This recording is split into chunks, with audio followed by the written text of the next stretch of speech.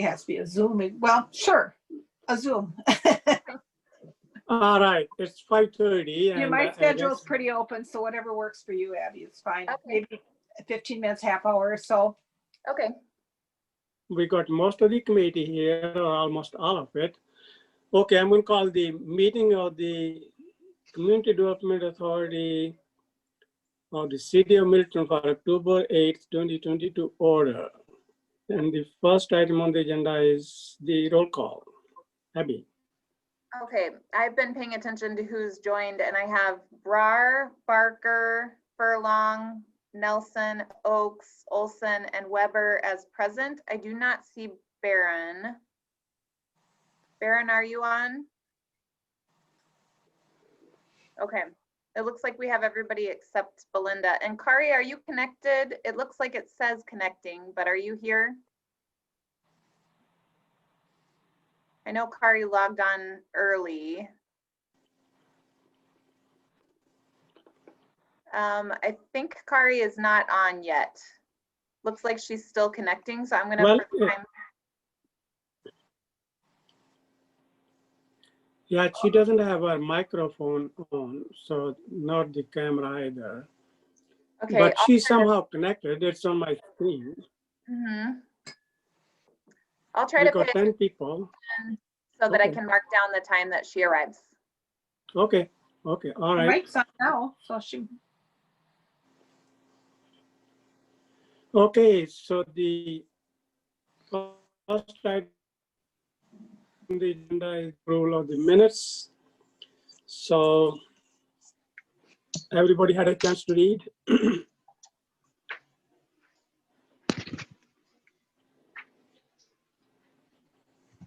Okay, now we have everybody there, I think. Yeah. Hi, Belinda. She's mute, but that's okay. Everybody there now. Mayor, Okay. just really quickly for the rest of the committee members, is the mayor breaking up for you, or is that my internet connection? I'm Yeah, he's hearing him breaking in up and out. some. Yeah. He is. Oh, okay. Okay, well, I would like a motion for the approval of the minutes. Abby, did you hear it or not? I heard you. Okay, I'd make that motion. need a second. I'll second. This is Katie. Thank you, Kathy and Katie. Any discussion? I think it looks pretty good. Okay, all those in favor of the motion to approve the minutes say aye. Aye. Aye. Anyone opposed? Okay, so the motion passes unanimously. Okay, we are on to the Cdf Nation Reports. So Abby, you want to take it? Sure. I don't really have much to point out about the report, except on page 7 of the packet where it shows the year-to-date actual and then the percent. The only item aside from the lighting, which we haven't been invoiced for, is the holiday tree lighting sponsorship. So where it shows, let's see, where did that go? Oh, the downtown marketing assistance line where it shows year-to-date actual is 7,000 with 500 remaining. That's actually should be at 100% because we sponsored the holiday tree lighting for $500. Okay, okay. So those were the main items that came in since the last time you got a report. The other one was in the category of downtown landscaping, and it was the cost for the holiday decorations that go into the planters, the winter decorations. We got invoiced from the Bruce Company for those. Okay. For this year, for this year's? Yes, for this Okay. year. Yep. And they're gonna look exactly like they did last year. They were beautiful. They were really beautiful. We had a lot of compliments about them last year, so we didn't change anything. Okay, Part of the budget, they were talking about moving the snow removal out and putting it back in Public Works. Mike or Gurdip, do you remember that? They mentioned that last night, so. It they got- did. It's not getting funded in the general fund, so it'll have to stay in the CDA Okay. fund for now. Okay. Okay, any other questions or comments about the financials? Any other questions or comments? So Abby, do you need the approval or it was just for the information? Yeah, I think it's just for information. Okay, then we move on to the item number 2. Recommendation to allocate funding for temporary improvements to Stonehorse Green and update on lighting improvements. Abby. Yep, the update on the lighting is that they were supposed to install it on Friday, tomorrow. Unfortunately, they had some of their staff members that were sick and out of the office. And so unfortunately, it's going to be early next week now, but they're going to get it done early next week. And he knows that it's a high priority. Unfortunately, it just won't be in time for this weekend like we had initially planned. And then as far as the shelter, there were a couple folks who were going to send me some options, and I haven't received anything yet. So I don't really have an update on that item. Okay. We Any budgeted que- some money for the shelters, right? No funding yet for the shelters. Abby, this is Kari, and that's on me. I just realized it completely slipped my mind. I'm really sorry. I don't know what the mechanism is, but I will, I could look to see if I could find any information right now. I could go to my computer and then we could loop back before the end of the meeting in case there's an action item, or I can Okay. just email you and we can carry it forward. Yeah, I think that it wasn't just you, Kari. I know that I think it was Jessica Regal from the DMBA had also intended to send me some options. And she's Okay, gonna check in with okay. some tent rental companies. Oh, right. Business to business. Maybe we account. could move that to our little like subcommittee that met and try to get together on that and bring something back. How does that sound? Sure, that I works. Okay. think that sounds like a good idea. So then it will be you Okay. and DMBA. Jessica, yep, Andrea was there and Abby was able to attend that one. So, Okay. okay. This, Yeah, we Hold can on. do that. And then we This can is- schedule a special CDA if we need to, like we did for the lighting, just for that one item. That's fine. And also I'm just wondering if we would want to put in a not greater than amount, or maybe we need to make some decisions about rental versus purchase. That's better for a meeting. I think we need to know more details before. Okay, all right. Okay. the, Okay. this is Andrea. I'm here now. So I was at a prior Zoom and just got off of it. So and Jessica's not able to join in tonight. One thing that I do know is Jessica and I have talked through the idea of structure is it becomes a pretty complicated question really quickly because you get to a point really quickly on, do you have sides on the structure atop? What's the ventilation? Is it any different than being indoors? So it just becomes complicated really quickly, which I think is part of the stumbling block to think it through and find alternatives. Yeah, if it has like at least one side, it's considered indoor. At least that's what I heard from somebody else on the CDA, I think, had looked that up on Forward Dane. I thought it was more than one side. More than one, I think. I think Oh, you more can have than one. one wall that you could like orient against a bad wind or whatever, but more than one enclosed. But then Okay. you also Vertical. quickly get into how many people can fit in? How do you Right. distance people? Are you providing Right, seating? Are right. they staying 6 feet? You know, Right. it's like, Right. it gets complicated really, really quickly. Interestingly, mean- the band shell, as it's designed for the permanent design, and hopefully by the time that's built, we won't be dealing with this anymore, but that only has one wall. So the band shell for the permanent true. design would comply. So for our next pandemic, we'll be good. Yeah. Well, You let's really hope thought that design through. Right. probably- I mean, you Andrea, probably the want only to thing take I would that say back. about the Forward Dane design or requirements are looking at it through the lens of not an individual establishment, but as the city. I think it is a little bit different, you know, like we don't have quite, we want to be safe, but we don't have quite the draconian restrictions that you do as a restaurant. is the only I think thing. there's still distancing requirements though, even if you're Sure, sitting of outside course. and you're not a Yes, restaurant. yes, Yeah. you're absolutely right. Mhm. And we all need to do that anyway. So, Well, and there was good news that came out of the finance committee meeting last night regarding the permanent Stonehorse, and that was that the finance committee recommended increasing the city's allocation to $1 million, which significantly decreases the fundraising goal, by 500,000. Nice. So But hopefully we Abby- can get it done next year. Abby, you want to get on with this, and all the members on CDA sure are willing and happy to help. Kathy's face, she's happy that. Well, no, we want to help, Kathy's but been I think very we have to- involved. Help with what? No, we haven't, have we raised anything so far? None, We right? have, we've raised 28,000. Yeah, so the fee is 50, so I President Rowland guess. donated 25,000 and we got 3,000 in contributions as well. No, I think we need to move on this as soon as possible. Okay, well, we are on to item number 2. So anything, this is again for information that say no voting here.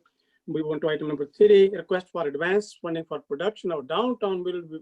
Actually, can I ask that Association. we go back quickly on the update and lighting improvements? Okay, yeah, sure. I'd like to make a request when the lighting is installed, which we are so exciting. So excited it's coming.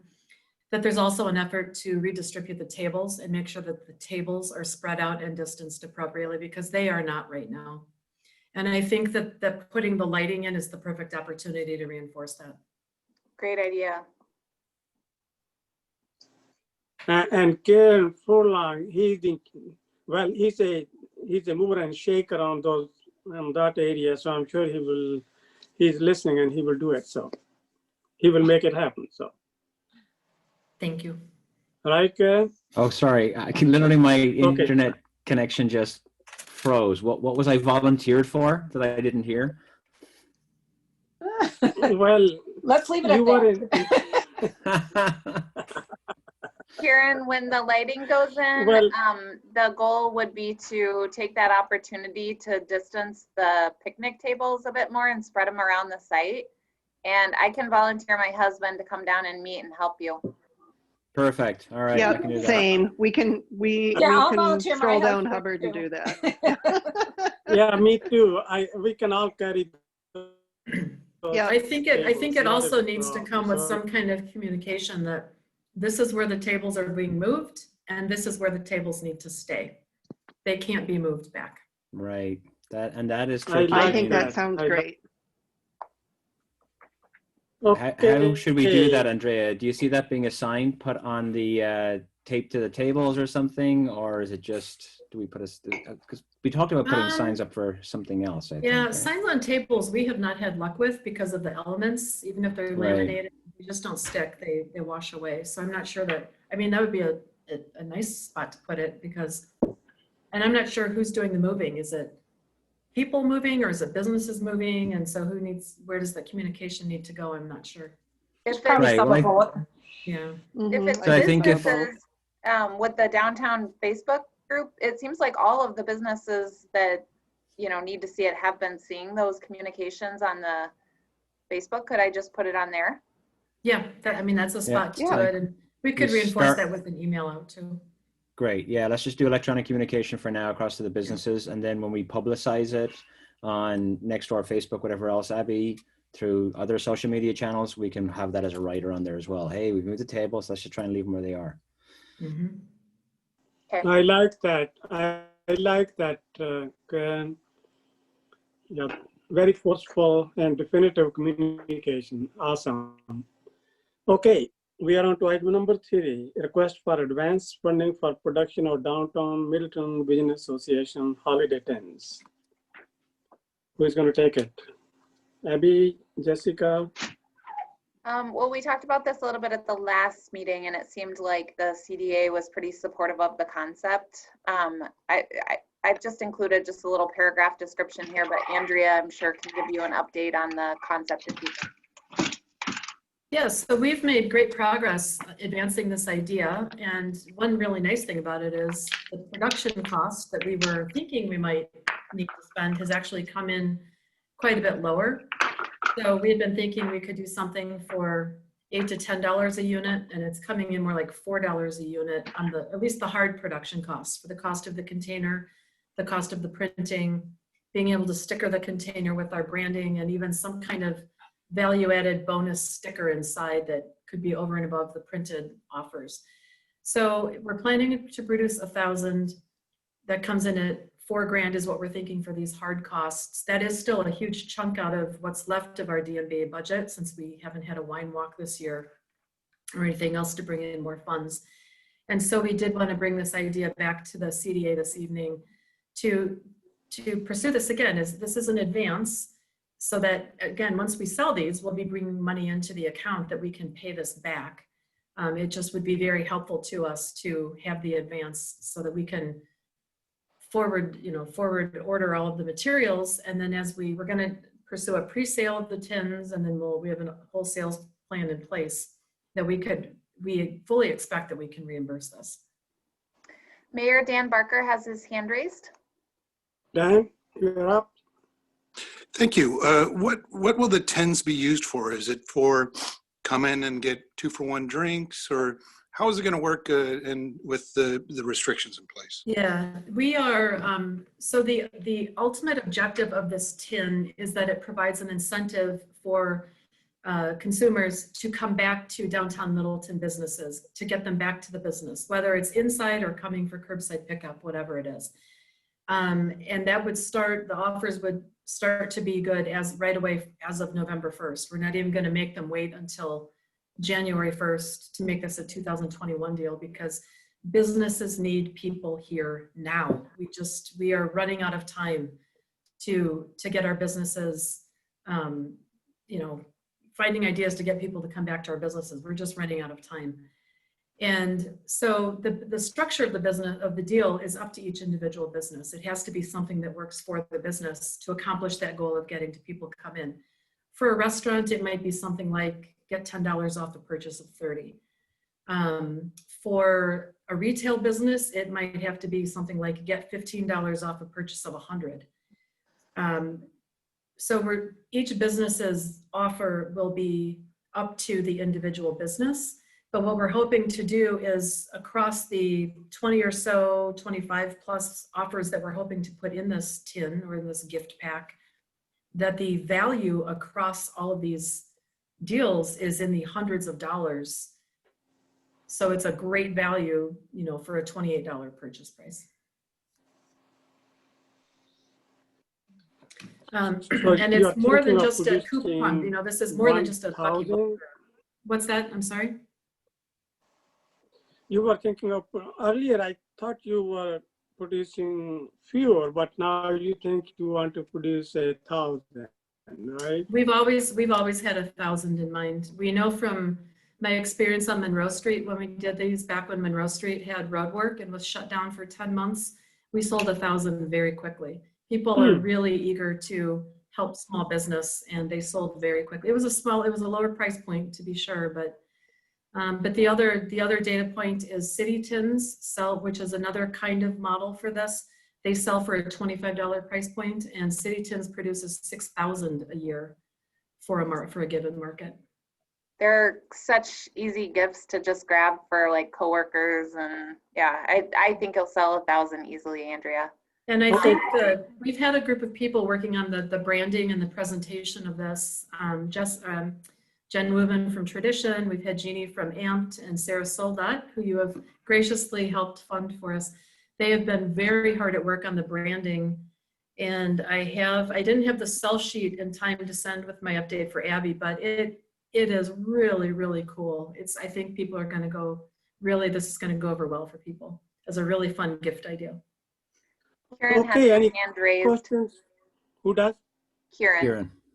Yes. Okay, for just confirming, Dan, did you get your answer? I'm sorry, what was that, Kieran? Did you get your answer, Dan, before I weighed in with my question? I did, thank you. Okay, perfect. First of all, Andrea and Abbey, I appreciate the positive thinking and optimism, but I just do want to make sure we're all clear.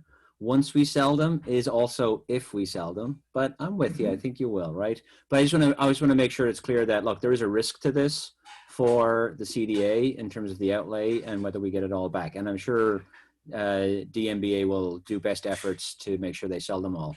I actually have some questions around the mechanics of it, and this might be more for Abbey or maybe Mike or the mayor.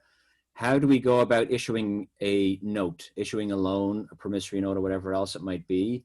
Has this been done before, or is that something we need to consider? Because, you know, we're not a bank, obviously, so we need to figure out what we can do, what we have to do, and what's been done by the city in the past.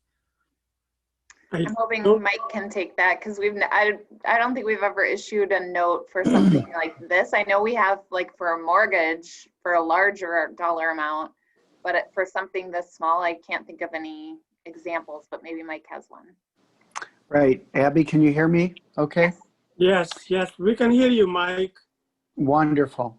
Well, we haven't, with the CDA, issued a note like this. It's been typically a grant from the CDA to Downtown Business Association. I understand that DMBA wants to be able to pay back from what Andrea has said and what I've seen in print. So I think your choice is either to provide a grant that might not be paid back in full, but it could be recorded in the minutes that it is the DMBA's statement that they would like to pay back, but that recognizes the risk that Kieran is mentioning, that it might not be paid back.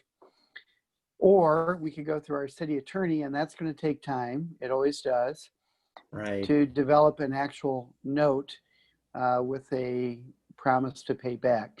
I don't think the note would be any more successful than the grant with recording in the minutes that DMBA is pledging to pay back. Right. I think so, Mike. I mean, that was just, I wanted to make sure we're staying on the right side of legal on what we can and can't do, and also not involve over a complication for a sum of 4,000 where we have to get lawyers or banks or something else involved. Right. And So that's then, why. Yeah, I think your the approach would be appropriate of to have, we make this a grant, but there's an understanding, you know, an agreement in place, if you like, a handshake agreement that the MBA would then provide a donation back to the CDA from the proceeds. Does that sound like the way we should approach it? Andrea, does that work for your side as well? That does work, yes. Yeah, Okay. I'm I would sure support that. This is Kari. I think I would support that because I also, you know, I think that this pressure to have yet another financial obligation right now that might have some legal teeth behind it is not really the way that we want to be supporting our downtown businesses. I, you know, really hope, I think I have confidence that this will work out, but the last thing I want to do is have somebody lose more sleep over yet another debt. But it is Right. good that I admire and appreciate that the DMBA and Andrea, they want to pay back. And I think that's how it should be worded. So, okay, any more questions or comments? Is there anybody raising a hand, Abby, other than Nope, anybody else? no one has their hand raised. Anyone else? Any questions or comments? Otherwise, need a motion now. So, okay, this is Kieran. I'll propose a motion that we make a grant to the DMBA of 4,000 for their TINS project with the understanding that if successful in their sales, they will repay in kind or repay the same amount in a donation back to CDA. Great. Need a second. I'll second. Just a Yeah. quick clarification. Okay. Are you asking them if successful to pay back the full amount or to pay back a prorated amount? So prorated in terms of sales, Abby? Well, I was thinking like, I thought that what we were talking about at the last meeting, and maybe I'm misremembering, but I thought that they were gonna request the upfront funds, and then if they were successful, they were going to pay back 50% of the cost, and then the other 50% was going to be a contribution from the CDA. But maybe I misremembered that. Okay, I was just looking at what you have on the screen here, Abby, where they're requesting, the DMBA is requesting an advance of 4,000, and it's saying that we would plan to pay back the 4,000 from the proceeds of the sale. Okay. But Yeah, but let's it's go just- with that part now, and then we can always help them. We are there to help. So I mean, Exactly. maybe there could be other programs. So, okay, any other discussion? This is Kari. I was just going to wonder, and I haven't really thought this through, so I don't know if it's a good idea or not, but to consider whether there should be a prorated reimbursement based on the number of sales, or if it's better just to have it be sort of, the concept is all or none and it's a handshake deal. And hopefully it'll be wildly successful and it will all be repaid, but we won't worry about it if it isn't. Yeah, let's hope that it will be wildly successful. If we ask Larry to do it, he pays $260 an hour. So Oh, no. I didn't mean It's to more put it than on the that, attorney. Yeah, no, Yeah. so More it's, than that? Yeah. yeah. This is, at this point, it's, from my perspective, the motion I'm proposing is we're providing a float of $4,000 essentially to DMBA to get this done. We're all assuming success here, that they are successful and will have the 4,000 in their proceeds to donate back to the CDA. If that's not the circumstance, then I think we will have that conversation, and I think we can just That's put on that, reasonable. because Yep, I would support we that. all understand DMBA are going to be putting best efforts into selling these things, Yes. right? So Of course. Yep. Okay, any other hands raised, Abby? Nope. Okay, so the motion is, you heard the motion. So all those in favor of the motion to give $4,000 grant to DMBA, say aye. Aye. Aye. Anyone opposed? So the motion passes. So it's, well, you already wrote the motion, Abby, so. Okay, Thank you all. We're very appreciative. Thank you. we are on Andrea. to it. Thank Another you. thing. Thank you, Andrea, for your time too. So we are on to design recommendations for the Love Your Neighbor Downtown Entryway Mural. You saw those three there. Yep. Abby. So the Arts Committee hasn't looked at these yet. They're having a meeting on Monday, but I just wanted to get feedback from you all so that we didn't have to wait until your November meeting. So this is option 1. And they tried to pull kind of the starburst element from some of the Roman candle marketing materials to tie it in. This is option number 2. And this is option number 3. Right. I guess I don't really have anything to add. The funding has already been approved. The city's already approved the contract with the muralist. What we're working on right now is a memorandum of understanding with the building owner so that, you know, there are parameters in place for how long the mural will stay up, who's responsible for painting over it when it's chipping or fading, those kinds of things. And the Arts Committee is working on that. But otherwise, we just wanted your feedback on which concept. Okay, so let's see. Let's have the input. So I think the Karen has third her hand really raised. looks very busy, right? Who Yep. has the hand, Abby? Kieran. Okay. yeah, Karen, I'll wait on my quick. The third one I would strike, because just looking at it here on the screen, it's hard to see what it says. And I think we want to have something that someone up on the belt line can. I think you've got line of sight to the Roman candle, maybe not, but driving along University fast, I think that would be hard to see. So I'm all for removing number 3 from consideration. The other 2, I think both are good and both are extremely visible for passing traffic. How about the others? I agree with Karen, and I also even asked my wife. She said, well, the love is good, but it is very busy. So. I mean, this is Kari, and I even wonder a little bit about those traffic considerations about if you have to stop and puzzle over something too much as you're driving. Mhm. It could be a little bit of a brain breaker and not such a good thing. Although I think it's aesthetically not it's pleasing aesthetically, but not for that application, I think. So I would agree with Karen. Right. Okay. And The only one that I our want to public just, works oh, director was concerned about too, was number Oh, interesting. Huh. okay. And I want to actually echo, I think it was Chris's comment from, I think our prayer, 2 meetings ago or 1 meeting ago on this, like, hey, let's leave the artists, just, they need to figure out what to do. So I'm trying to refrain from making any aesthetic judgments, and I'm thinking more from the practical standpoint. Mhm. So that's where I'm at. I mean, if we're being asked our opinion and we're down to 1 and 2, I really liked 1. I didn't think I was going to because it's so simple. But I thought it ticked off the boxes of what I heard that this is intended to accomplish. And I liked that one.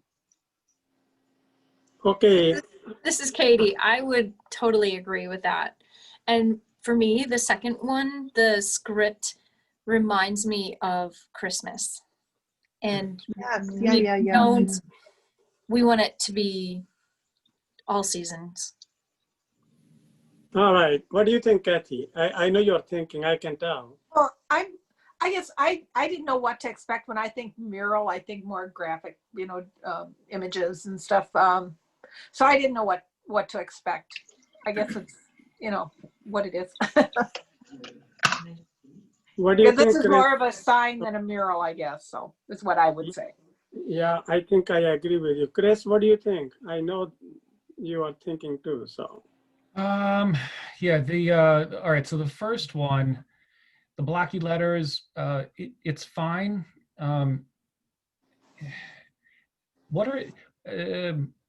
What's the significance of the sunbursts, would we call them?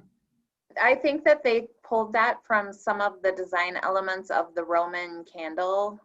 So if you go inside the Roman candle, that appears on some of their signage and other things like their menu and that kind of thing.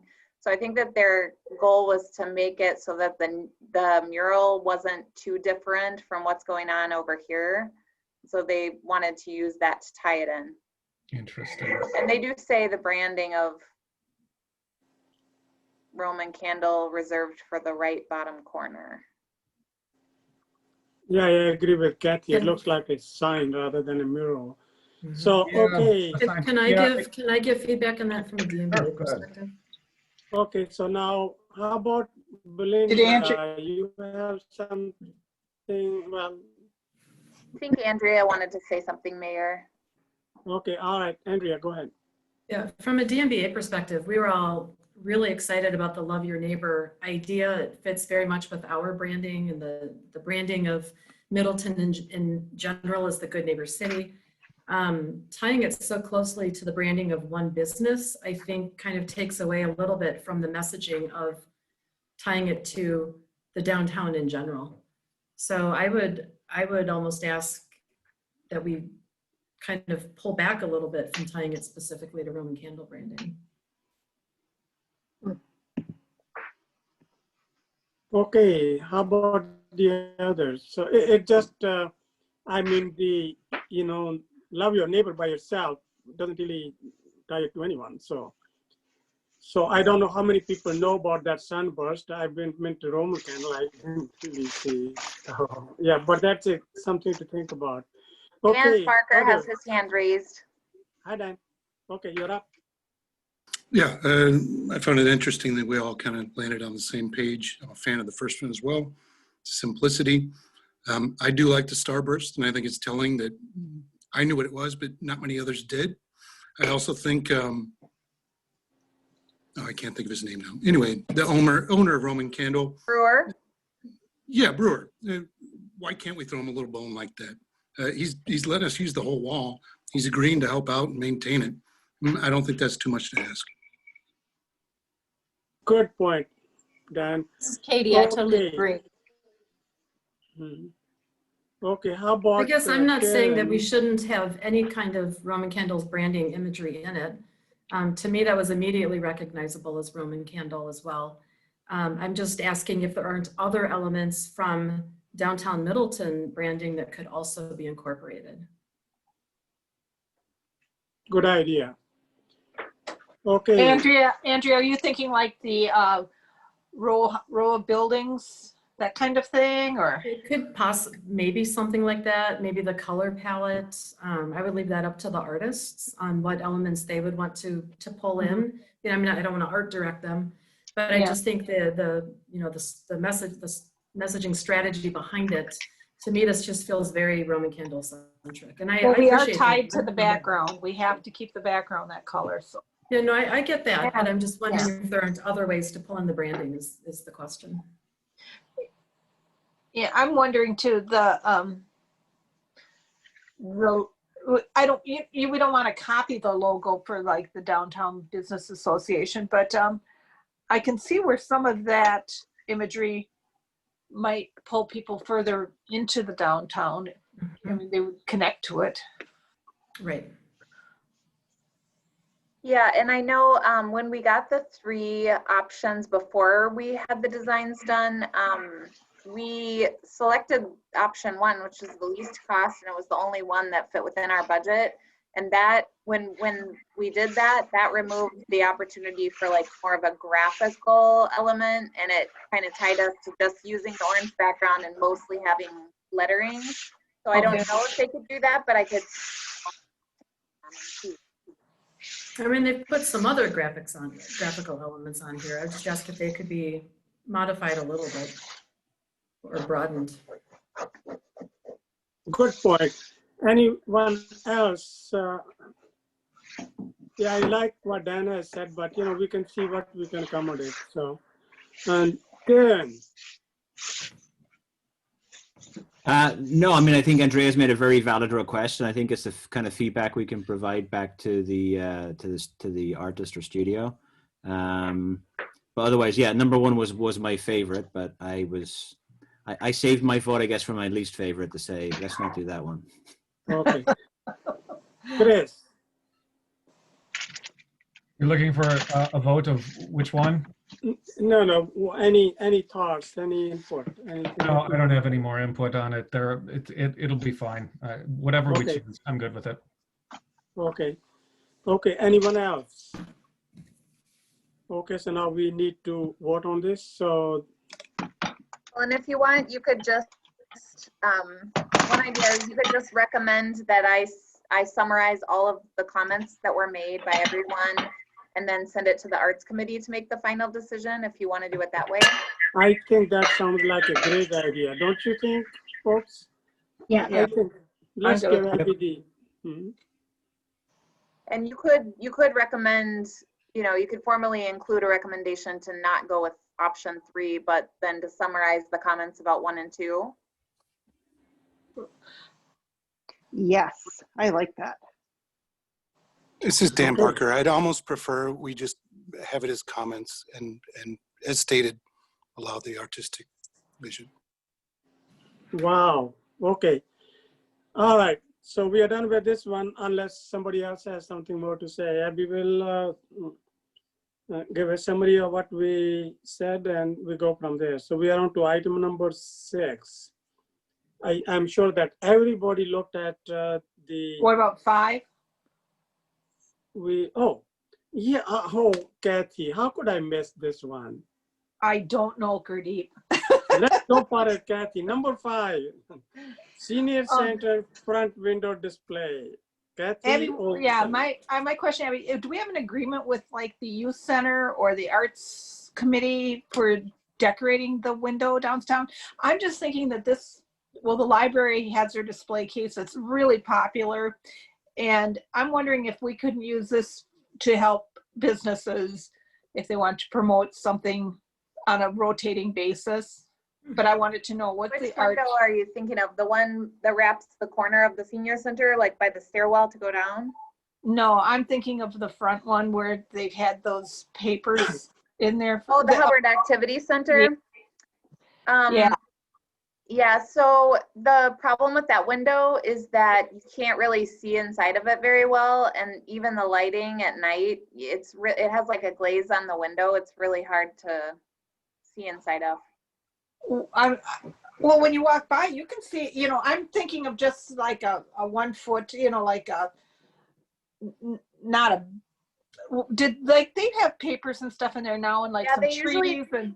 They usually tape like the paper right up to the window, like when they have a recreation class or an art class, because it's really hard to like see when anything is inside the window because of the glaze on the window. And we had a couple of years ago, we looked into getting the glaze removed and it was like exorbitantly expensive. So we nixed the idea. Yeah. But yeah, it's not very well maintained because we just don't really have anybody that's kind of in charge of it, I think. You know, No, the well, I've seen where people would put in like display boards and they could put things on it. I think that would be a wonderful opportunity for organizations and businesses on a rotating basis to be able to do a display similar to what they do in the library. Even the window by the other one you're talking about, and it would help get foot traffic downtown if people are interested in seeing it. Okay. You know, I could find out from the library, like what their requirements are. They probably have like, you know, it can't be, I'm sure that they probably restrict it for business use. It's probably nonprofit only, those kinds of things, but I could get those and also talk to the recreation department and bring it to your next meeting if you want. Yeah, I think that would be good. I know like the Historical Society would have an opportunity every year around the time that they have their ice cream social to put in a display or, you know, I just think that it's underutilized, I think, and it could really be a focal point, you know, bring people downtown. Mm-hmm. Yeah, that's a good idea. Katie has her hand raised. I totally agree with Kathy that that's an underutilized, huge area that we could use maybe to advertise the tins. Oh, Yeah. Mm-hmm. Excellent. Boy, now we are getting somewhere. I like Kathy and Katie and all those ideas. And, you know, when we are done with this, there are 9 boards out there we talked about in the past waiting to be used somehow. You remember on the top of that, is it 9 or 12? So. Oh, the projector? Yeah, we use the projector, but I don't know how much it's used. But if I was a painter, to me, it looks like they want to be painted and make, we could have a lot of murals there, make it just, you know, just a little paradise. So. Well, I like that when the screen's on. Yeah, but it's not very often. I like screen too, but it just, anyway, the screen can be even when they're painted, so perhaps. That's all I wanted to say. Okay. So should we move on to number 6 now then? Sure. Okay. So you all have to bear with me through just a short presentation. Our staff has been circulating a draft of the city's comprehensive plan to a variety of committees, especially this month. And we wanted to take the opportunity to share it with the CDA. It was referred to you by the city's planning commission. Just really quickly, I think you probably know the folks in our department, but just in case you don't, within the Planning and Community Development Department, aside from me, we have Mark Opitz, our city planner and zoning administrator, Daphne Shu, who's our associate planner, and Kelly Hilliard, who's our sustainability coordinator. And so I just wanted to include that to give you a heads up on the folks who put this document together and have been working really hard on it over the last several months. And that way you can put a face to a name if you don't know the staff members yet. For starters, what is a comprehensive plan? A comprehensive plan is a local government's guide to physical, social, and economic development. Comp plans are not land use regulations. Instead, they provide a rational basis for local land use decisions, and they are required to have a 20-year vision for the future. There is a state statute that spells out the requirements for a comprehensive plan, and it does not mandate how a local community should grow, but it does require public participation at the local level in deciding a vision for the community's future. There are several required elements that a comp plan must have per the state statute, and they are listed on the left-hand side here. In our version, we kind of renamed and renumbered and shifted things around a little bit, but we are meeting the full requirements of the state statute. We tried to personalize our document to really reflect our own community's desires. If you go around the state and read these documents, they become very flavorless because there are a handful of consulting firms that work on these, and so oftentimes they're taking like a template and then they're just kind of making minor revisions to it. We started from scratch with ours, and all of the information contained within it is our own. So the enactment of a comprehensive plan by ordinance does not make it a regulation. I mentioned that already, but there is a requirement for consistency. And so the following ordinances here must be consistent with the comprehensive plan: official mapping ordinances, subdivision ordinances, zoning ordinances, and shoreland or wetland zoning ordinances. And we do have a recommendation from our finance committee as of last night that the city will allocate funding to update our zoning ordinance next year. That we will be farming out to a consultant. There are a lot of legalities involved with zoning decisions, and so it's pretty complicated, and it needs to be completely overhauled. It was initially written in the 70s, and it was just had minor updates in the 80s, and since then it's been like a pretty piecemeal approach. So it needs to be completely overhauled at this point. What we would like to do with this comp plan is to keep it a living document. We want to annually update it, and we want to refresh the maps annually so that we aren't in the position where we're having to completely scrap and overhaul like we are doing with this version.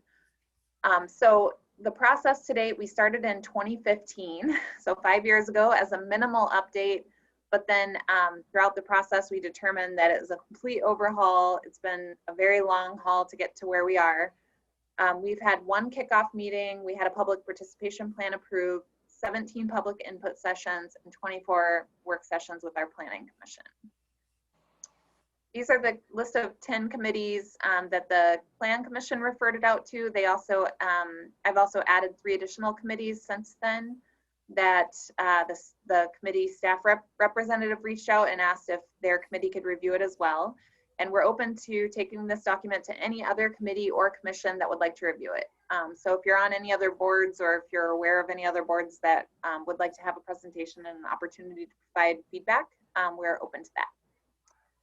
So in November, we're going to be working really hard to make edits and additions to the document, but we are not going to be making any major policy changes at this point without getting the support of the Plan Commission.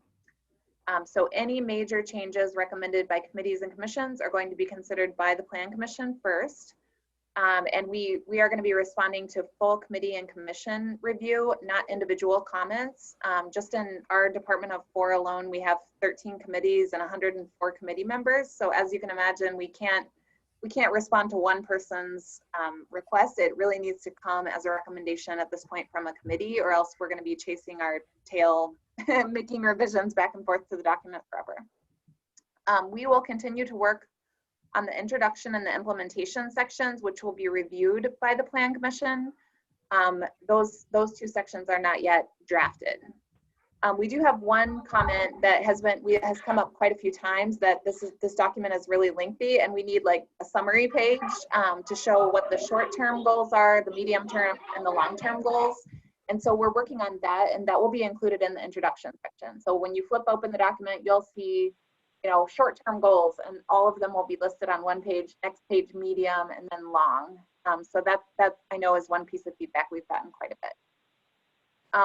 We will be holding a public hearing, at least one public hearing, but probably 2, one before the Plan Commission and one before the Common Council, and we'll meet the state requirement that a Class 1 hearing notice is published at least 30 days before the hearing is held. The hearing could happen as early as December, but you know, given the extent of the comments and the changes, I don't know if we're going to make that December date. For tonight, what I'm hoping from you all is that you would give our staff and the Plan Commission formal direction by vote or by consensus of the commission. I hope that you've had time to look at the document. I know it's long, and I know that I pointed out the character section to you all, but I think that there might be some interest in some of the other sections as well, maybe the economic development section or others. So I just want to open it up at this point and take any comments from the committee. Okay, who would want to begin? Well, I have a comment if no one else does. Yes, Kathy. Okay, the character section, you know, it starts off and I think this is a really good document, and it talks a lot about the historic character of some of the areas. One thing I would like to see is on page, I went too far already. There's a link here to the community campus on the bottom of page, let's see. What is this here? Bottom of page 79, the link to the community campus. And when we're talking about the downtown and it's talking about the historic character of it, the community campus plan isn't really mentioning that in its 6 major goals.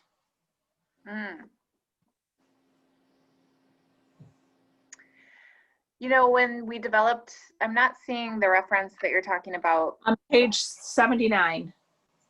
79 of the PDF or, oh, 79 of, okay, here we go. Sorry. Right, whoop, I think you go back up a little. Up. And no, where's? It's, oh yeah, it's right after the Pheasant Branch Trailhead.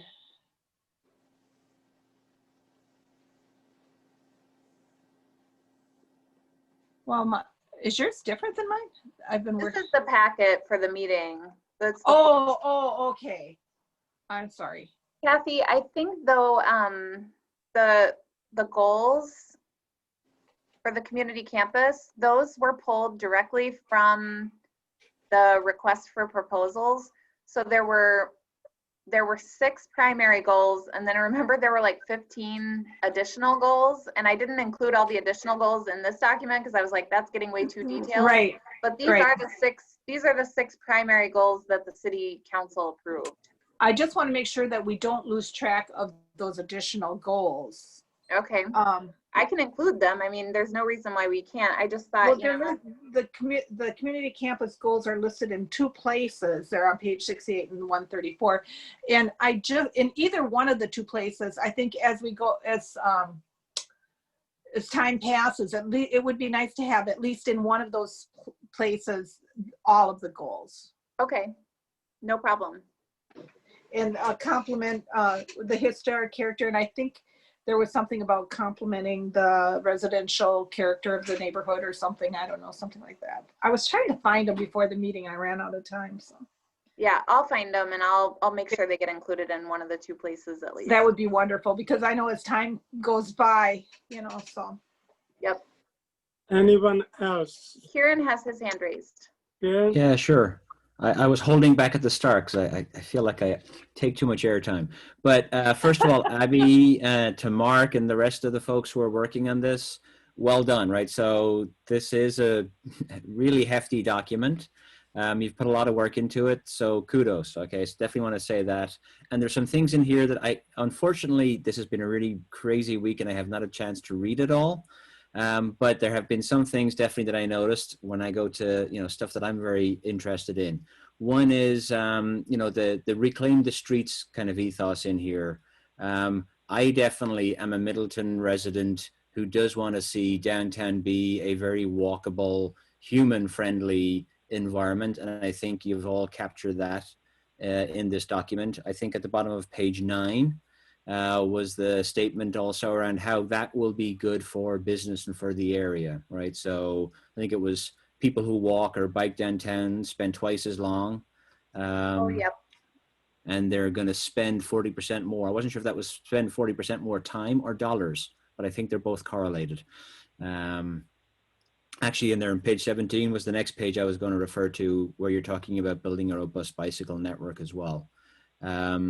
So my compliments to the folks who've been working on it. This is definitely something I can get behind and be supportive of in terms of, matching my own personal vision for what downtown Middleton could be. And it could be something that's very different from lots of other towns and, you know, areas within Madison or whatever else, where people could see what's possible when you have a walkable, compact downtown area with mixed use, restaurants, shops, residents nearby as well. So well done on that. I had one question. I didn't get a chance to get down to the Green City part yet, but my overall question was, is it matching up to, I believe there was an ordinance passed by the city of Middleton last year around goals with respect to greenhouse gases and climate change. I presume you've kind of tried to match those the plan elements in the comprehensive plan to that ordinance, but I thought I would just raise that and ask the question. Yep. So the 100% renewable energy resolution is embedded in here, and there are many, many, many actions for things that the city needs to be doing in order to get there. This document doesn't have like specific benchmarks. It doesn't have priorities for, you know, these are the things we're going to do and in the order that we're going to do them in. But the city also has a sustainable city plan, which we're going to be incorporating when we take this through the public hearing process. So the sustainable city plan will be incorporated by reference in this document as well. And our sustainability coordinator, Kelly, is in the process of updating the sustainability plan, making it more robust. We also just completed an energy plan, and that was in conjunction with 7 other municipalities. We got a $200,000 grant, and that is specific to municipal energy use. So that kind of drills down even further. And then also we were selected in the Lead for Cities cohort. So there's like all these really big cities and counties, and then tiny little Middleton. We're by far the smallest community that was picked for this, but we're one of 20. And they are helping us even further drill down into the data. So there are a lot of different planning elements involved in getting to the 100% renewable energy, but it's a really firm commitment of the city. We'll be at 50% for municipal energy by the middle of next year. So we're keeping that kind of at the forefront, Kieran, and we have it embedded into this document. Very good. And you mentioned that this is all of your own. You went back to square one and you built this up yourselves, and it's your own content versus just, you know, borrowing boilerplate from elsewhere. But in terms of complete streets, I know I think that had been mentioned in one of the PBT committee meetings in the past that I attended with Mark Opitz. Has that informed some of the aspects in here as well? Yeah, we actually. So you'll have to call this. Was somebody trying to speak?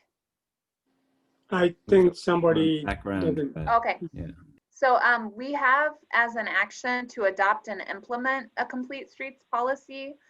We have kind of used complete streets to inform decisions when the city is doing road reconstruction, but we haven't adopted a policy yet. So it's kind of been embedded now into our practice, but we don't have an overarching policy. So there is an action step in here that we want to do that. Okay, great. Thank you. Yep. As the CDA and interested in the downtown, I think that we should do something to endorse the Complete Streets program, especially as it pertains to the downtown area. Oh, that's a great idea. With the I support that. 2 people have their hands raised, Dan Barker and Cardi Oaks, and I'm sorry I didn't see who was first.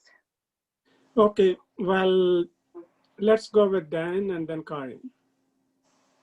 Thank you. 2 items. The community center was new to me. I'm wondering, has that been discussed, and is there money behind it? Is there, I forgot to say, great job too. I wanted to echo what everyone said so far. Excellent leadership and vision. And I especially appreciate the actions. You know, vision without execution is hallucination. So we've got some solid things to work with. So back to what I was saying, first question about the community center. Second question and a comment. I see a bit that it's got kind of a grassroots feel in some of these actions. I'm wondering if it would be beneficial to potentially survey our citizenry and see what they would want done with this. Thank you.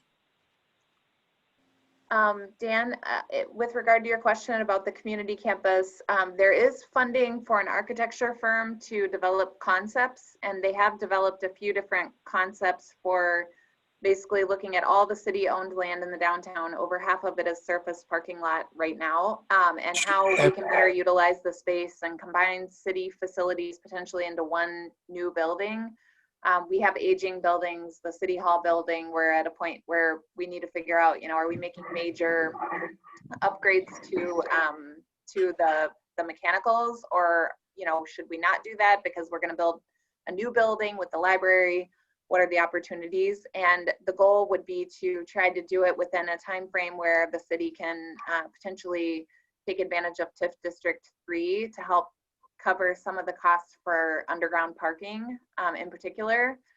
I know like the library would like to have underground parking. The senior center is interested in that too, with you know, the elements and the weather and getting seniors safely into a building. Sure. My question was more, thank you. My question was more about the community center, which is called out. Oh, yeah. That I haven't heard of before. Yeah, so the that's one thing that's being studied as part of the community campus plan, but I will say that no decision has been made to allocate funding for any of it in terms of construction. And the community center, from my perspective, is the thing that's kind of still, you know, it's like there are some people who don't think that the downtown is the right space to have that, especially if it includes like a gymnasium with taller ceilings and those kinds of things. So there has been some interest in shifting the community center idea to other parts of the city, particularly like maybe closer to where more multifamily housing is along Allen Boulevard, so that people who, you know, maybe don't have transportation can more easily access it rather than having it in the downtown. So it's still pretty early to say, but I know like our recreation department constantly struggling to find space.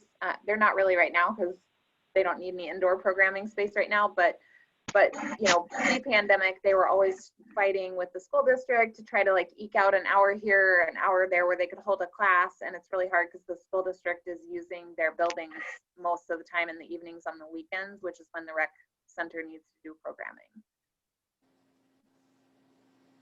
Okay, Kari. Can you hear me? I can't remember. Yes, we Yeah. can hear. Did you, Okay, good. Sorry. I'm on my computer and my phone, so I couldn't remember what I was doing. First of all, I completely think this is an amazing document.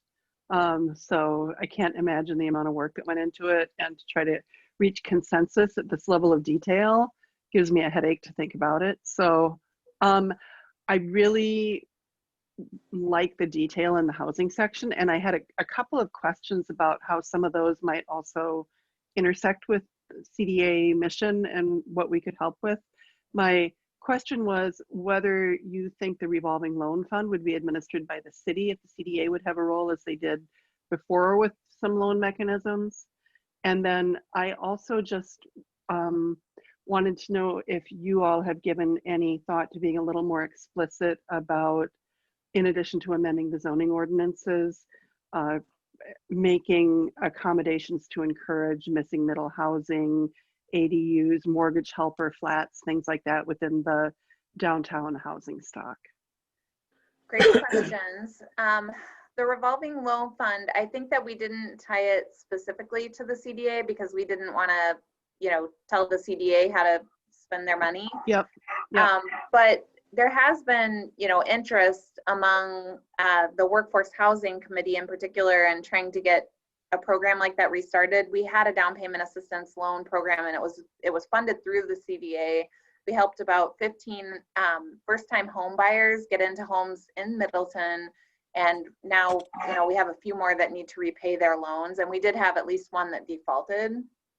I would love to see a program that could be set up to help bridge the home ownership gap for persons of color in our community. I think if you look at some of the statistics on home ownership nationally and then compare it to Middleton, Middleton has a really terrible gap in terms of home ownership rates between white households and households of color. You know, if there were anything we could do to help come up with some creative ways to help that problem, I would love to see it. And then in terms of your second question, I actually have a meeting tomorrow with Kurt Paulson, who's kind of like the statewide housing expert, and he lives in Middleton, he knows us all the time. I have a meeting with him and then some different planning consultants to see if they have any examples of how other communities have looked at their future land use map in terms of trying to encourage some of that, Kari. If you look at our future land use map, and I wish I remember what page it was on and I would pull it up for you,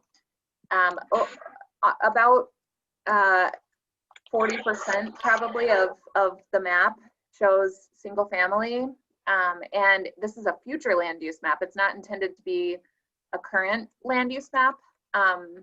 And so It starts on page 13, I think. Oh, thank you.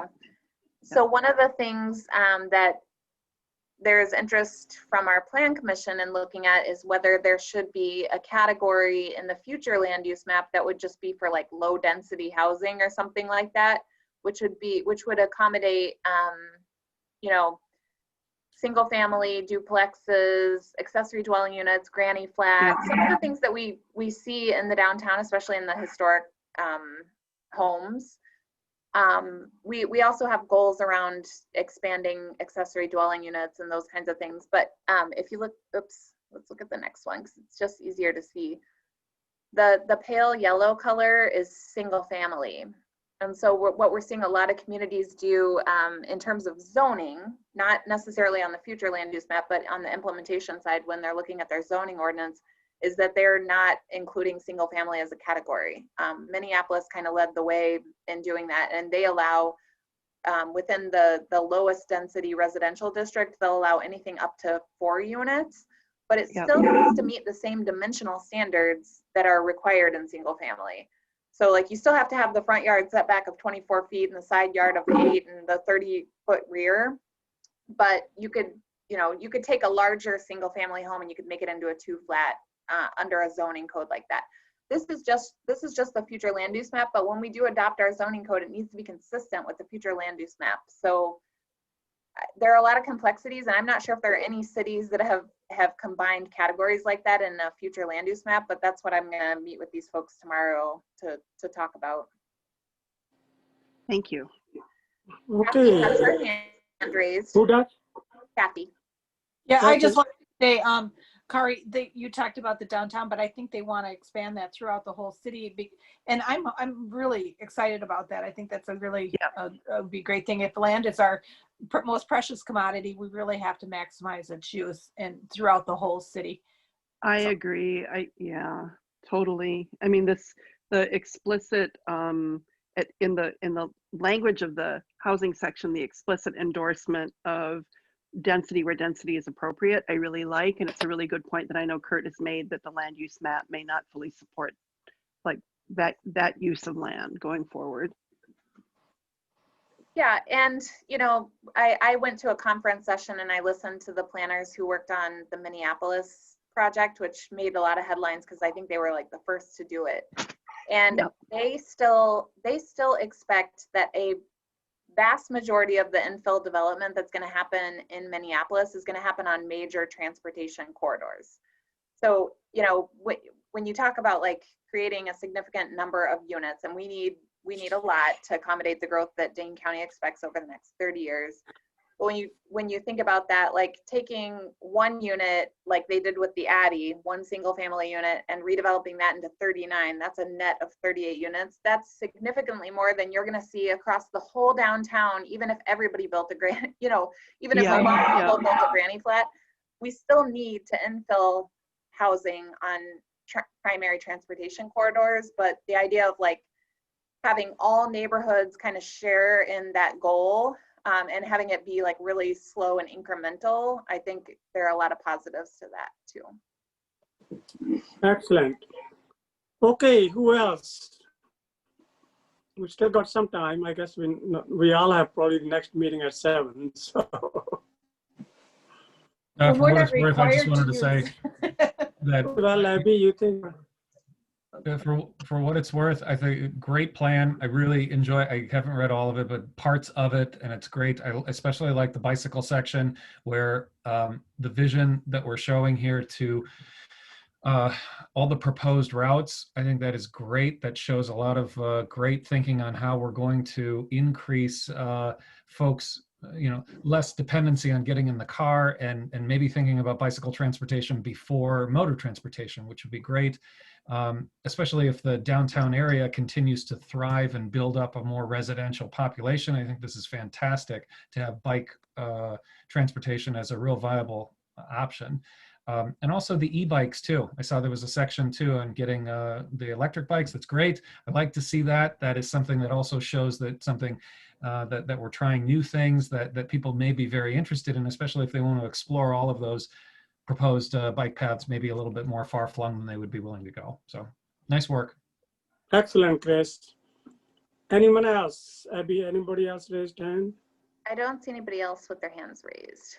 Do you want more input? I guess we already provided you plenty in Plan Commission, and will now if you want to send any comments, you're still welcome to send the comments to Abby directly. So okay, well, if there are no more comments, then need a motion to adjourn. This is Kieran. I'll Kari, propose a motion to adjourn. Go ahead, Karen. I'll second. This is Kari. Okay, Karen and then Kari. Anyone, all those in favor of the motion say aye. Aye. Aye. Anyone opposed? Okay, motion passes unanimously. Great job, everyone, and great job, Abby, and have a wonderful Everybody. evening. Thank you. Thanks. Good evening. Abby. Bye now. Hey, Abby, can I ask you a quick Bye-bye. question? Sure, what's up? Off the record, I mean, not part of CDA necessarily, but Wait. Halloween, I had a constituent ask me about Halloween. There's no trick or treating, right? But the storybook walk is kind of the replacement for the businesses trick or treat. Is that right? Yeah, the Downtown Business Association. Hello. Hello? I'm glad somebody rescued you. Oh, the downtown trick or treating is Oh. it's not happening. But regular trick or treating, the police did set the hours for that. So I Oh, they think that- did? Okay. Yeah, I think that Dane County Public Health released some guidelines for how families could consider trick-or-treating safely, like don't go with groups of people from your neighborhood, go Okay. on your own, don't maybe put your candy bowl out in your front yard and let the kids come by and grab it without interacting with the person in the house. They listed a bunch of really good ideas, and so I think, from the families that I'm talking to in my neighborhood, several of them are still planning on going trick-or-treating and just following the Dane County Okay. Public Health guidelines. But Great that to know. downtown one it gets way too crowded, and I don't think that they could think of a way to do that one safely. So Okay, so the storybook walk, not part of it at all. the story walk has it's like a click-clack Halloween book, so it is Halloween themed. And then once the families complete the story walk, they can circle back to the library and they get a free copy of the book that they just read on their walk. And then there's also a virtual costume contest, and so families can they can go with their costume and then pick which restaurant or business or the library, which one works the best with their costume theme, and then get their picture taken and then virtually enter themselves into a contest. And I don't know what the prize is. I think it's being run by our recreation department.